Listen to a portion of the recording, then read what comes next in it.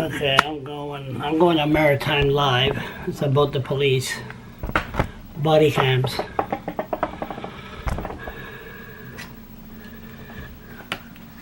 I like to see if I could hear it.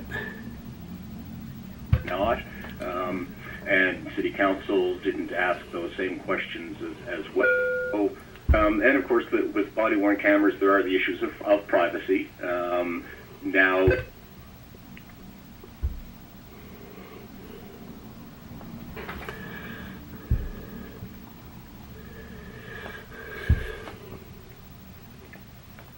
on tape a lot, but this will be another means for the police to surveil you, if you will. It is another form of police surveillance with the body-worn camera. The other issue is that Fredericton police have yet to release to the public the guidelines for using these cameras. So when will an officer turn the camera on? Because it varies across police departments, and in some instances, as soon as an officer leaves the police station, the camera is on, and it's recording all the time, save for perhaps lunch breaks or washroom breaks. In other instances, the camera is only turned on when, say, if an officer stops someone for an alleged traffic violation. Once they get out of the car and approach your car, then the camera is turned on, and the police officer indicates to you that they are now recording this interaction. But we don't know what those guidelines are. Okay, if you're just joining us, my guest is Michael Boudreau. He is a criminology professor at St. Thomas University in Fredericton. He's with us through our Fredericton studios. That's where he is. I'm in Halifax. Give us a call and let us know what you think about this. 1-800-565-1940 is the toll-free number. Let us know whether you think police officers should be wearing cameras. We have a few calls waiting, but before we go to the phones, I just want to ask you, one of the first things you mentioned, Michael, when we started talking about this was that, you know, it's supposed to reduce crime. How does wearing a camera, a police officer wearing a camera, actually reduce crime?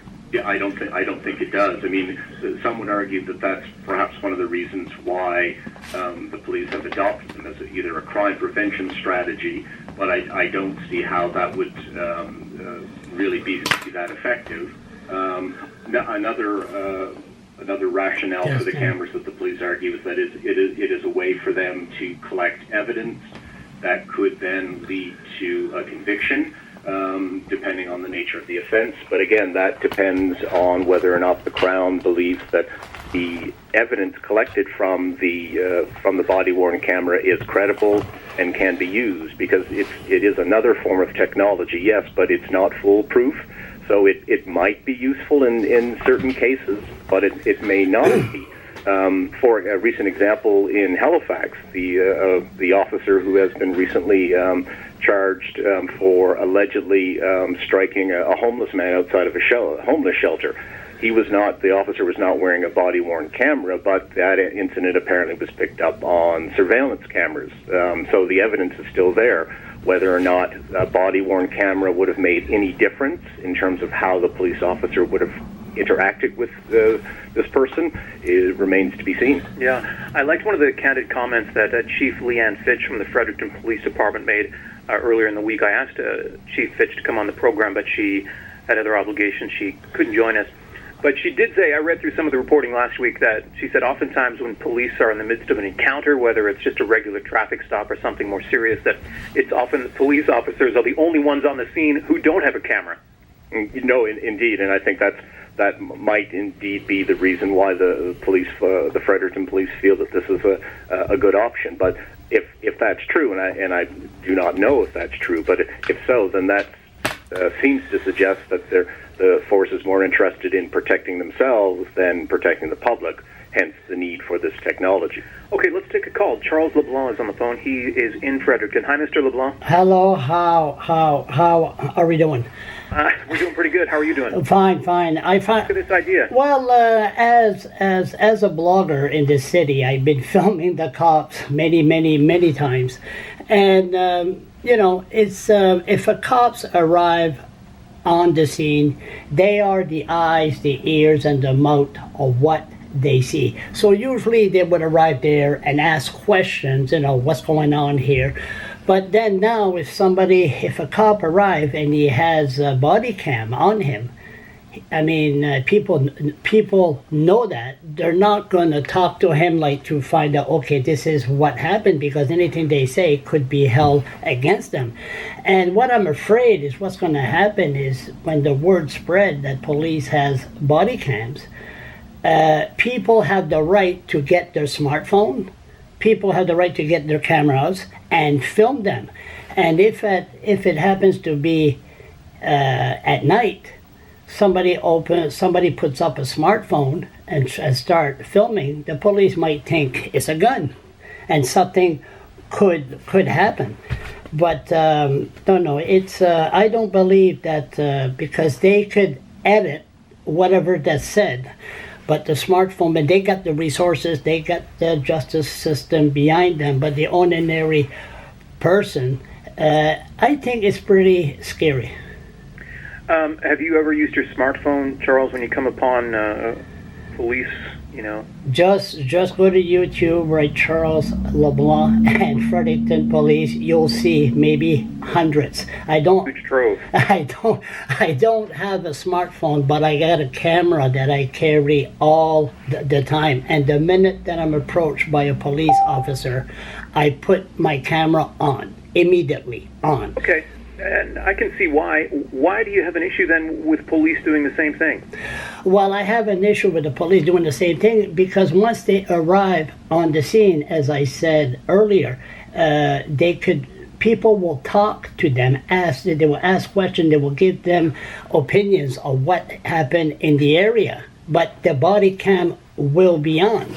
And what I'm afraid is police will not be able to get their information, what they want, because the public will be afraid to speak because they know there's a body cam, and people are not educated what they're going to do with the body cam, so therefore they don't know if they're going to edit it or what they could say. So I could think it could cause a lot of problems to the police force. All right, Charles, good to get your perspective on this. Thanks for calling in today. Anytime. Thank you. Association. He's been thinking about this issue too. He's going to join us at around 4:30 for a chat on this. Let's go to Cape Breton. Mike Gardner is on the phone in Myra. Hi, Mark. Hi, how are you? I'm pretty good. What do you think about this? I'm 100% agreement with it, and it's a strange thing because I watch a lot of American television and see like regular shootings on pretty much a daily basis of unarmed people, and there's no cameras in a lot of the situations, and the defendant has no choice. But the only reason I called is when a police officer is a different job than any other job on the planet Earth. He is the most powerful individual in the world when he's in his uniform, and I really think when a police officer gets on the job, every single word he says and every single thing he does should be publicly known, because they get away with way too much. They almost need like a separate service to oversee themselves. And every time there's an incident I've ever seen where even like the bus, the poor young fellow that was shot to death on the bus in Toronto, and he had no arm, no weapon, he had a knife, the police always back each other. The union gets behind them, and they can make a person that's a good person. Like, I'm a law-abiding citizen, never get in trouble, and any interaction I've ever had with a police officer has been a negative one. And I try to be nice and cordial and everything, and they condescend to me. I had one happen to me within the past year that the police officers, the both of them, should never be police officers. Treated me like a piece of crap. I called to make a complaint. I'm made to look like the bad guy. All right. So, Mark, I really think they should, that's job. Everybody should. They have to be knowing what they're saying and doing on a regular basis. All right. So it's not like you or I. I'm going to put you in the 4-camera column when it comes to police officers. Absolutely, and recording too, like a verbal recording too. Okay, sir. Thanks a lot for your call today. Thanks for your time. Okay, 1-800-565-1940 is the toll-free number. My guest today is Michael Boudreau. He's a criminology professor at St. Thomas University in Fredericton. What is the legality, Michael, when it comes to, Charles LeBlanc mentioned this earlier, and he's been blogging a long time about police in New Brunswick. There's nothing stopping anyone on the street from recording anything, really, that they see on the sidewalk or whatsoever, whether police are involved or not, correct? Correct. Whether or not that will then be deemed admissible evidence, depending on the nature of the case and the trial, that remains to be seen. But your callers have raised some interesting points as well. That one could argue that a benefit of body-worn cameras is it is a way to keep track of what the police are doing, so that the police now have to be mindful that everything they say during the course, say, of a stop is going to be recorded. And that might be useful eventually if someone does lodge a complaint against the police if they felt that they were not treated fairly by the police. That could be used in a case. There was a case recently in Fredericton where during a traffic stop the person in the car requested service in French. The officer wasn't able to provide that, and apparently there was an altercation of a sort between the police officer and the individuals in the car who were recording the interaction on a cell phone. It did lead to a formal police complaint. So as a result, perhaps that's another example where if the police had their cameras, we could have that other piece of evidence if there was a complaint against the police. I wonder. Without question, though, this body-worn cameras are going to change how people interact with the police, because when you know you're being filmed, you may not behave in the same way as you would normally, so that even when the police might be talking with someone on the street, and you're walking by, you may be captured in that video without you even knowing that you're captured in that video. So right. it may change how the police interact with members of the community. Somebody that I work with here raised the fact that maybe the police enter your house over some kind of a domestic issue, anything whatsoever, and they catch something, in your home. Maybe it's an illegal substance unrelated to the call whatsoever, but it's captured during the recording. What can police do with that? Well, again, it would depend on what the substance is, or if it's an unrestricted, or rather a restricted firearm. That might be something.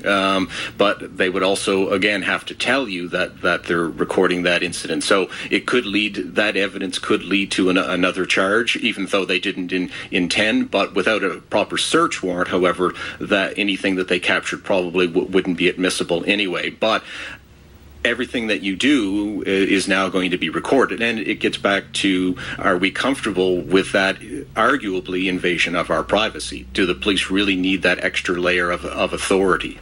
We should say that this plan by the Fredericton Police Force is just to equip their traffic officers, 6 traffic officers. They're going to get 6 cameras, $115,000, and they'll only be used by traffic officers. I believe the plan is to maybe buy more and give them to other officers as the months and years wear on. Is that your understanding of that as well? That's my understanding as well, but this is where it would be very useful to know the results of the pilot project that the police department engaged in, because why traffic officers?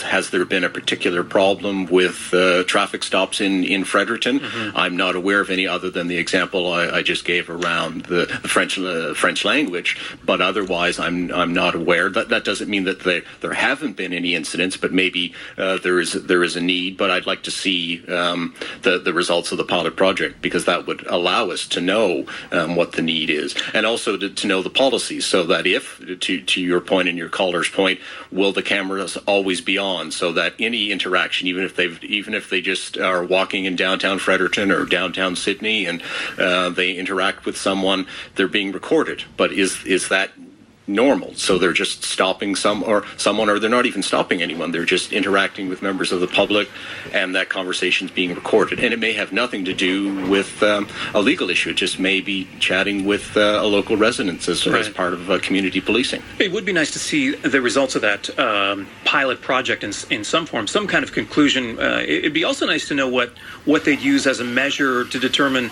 whether the police cameras are, quote, working. How would you gauge that? No. Exactly, and that's that is the key. So, would they argue that one way to justify the expansion of the cameras from the current 6 to say 16 would be that the cameras have collected in numerous instances evidence that led to solving of crimes or convictions? Perhaps that is a good benchmark, but without knowing that, it is difficult. Mm-hmm. And maybe that will be forthcoming. I believe the Fredericton Police may be releasing an executive summary of the pilot project, but again, that's not the project or the pilot project in total. It's just an executive summary, which would be something. But I don't see why there isn't a need to release the entire study, since it was funded through taxpayers' dollars, at least in Fredericton. You're hearing more of the local reporting in Fredericton than I am, but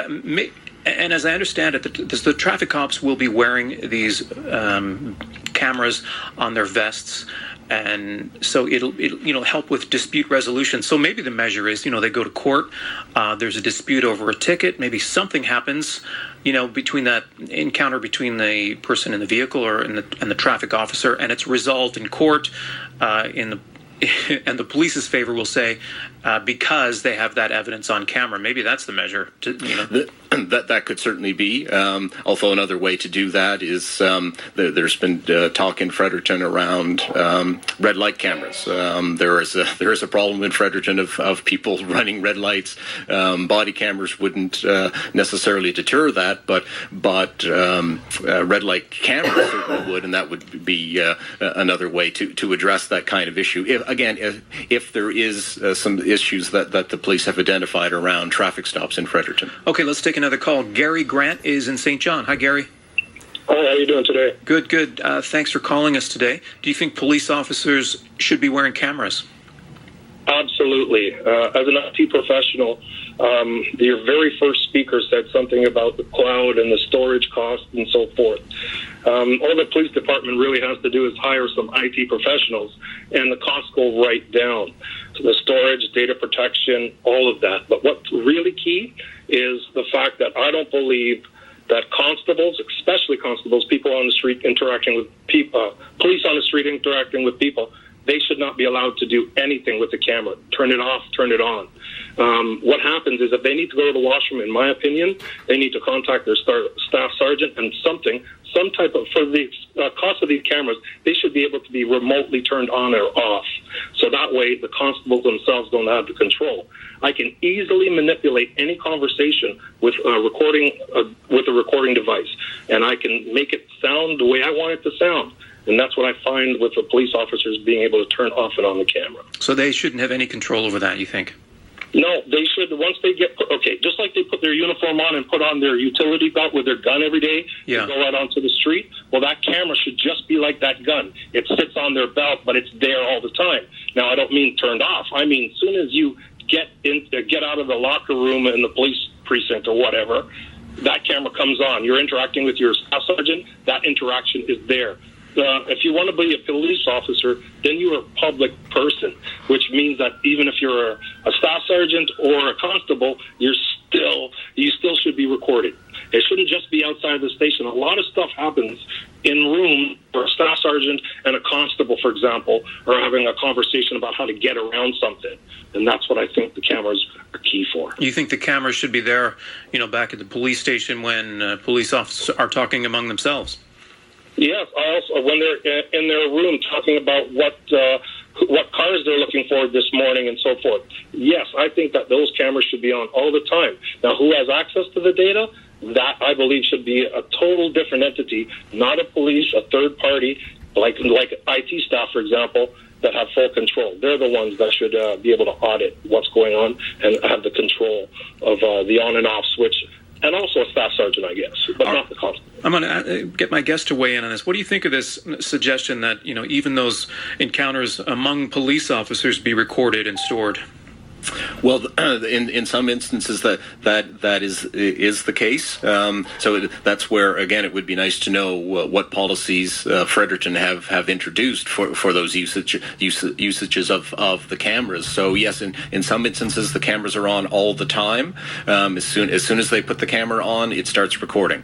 In other instances or in other departments, it's only when they actually stop someone to either because of a traffic violation or because they're questioning someone who may be a potential witness, then the camera comes on. So it is selective, and there have been problems in the United States, and in particular around police-involved shootings, where there was an assumption that the officer turned the camera on when indeed they hadn't turned it on, and so there wasn't that piece of evidence to show that the police were inappropriate when they were interacting with an individual that they ended up shooting. So, but I know that in some police departments, including even the Kennebecasis Valley Police Department in New Brunswick, those officers who work in the station, they do not wear cameras, so their interactions are not being recorded. It's only those officers who leave the station, and that's when it's being recorded. So, but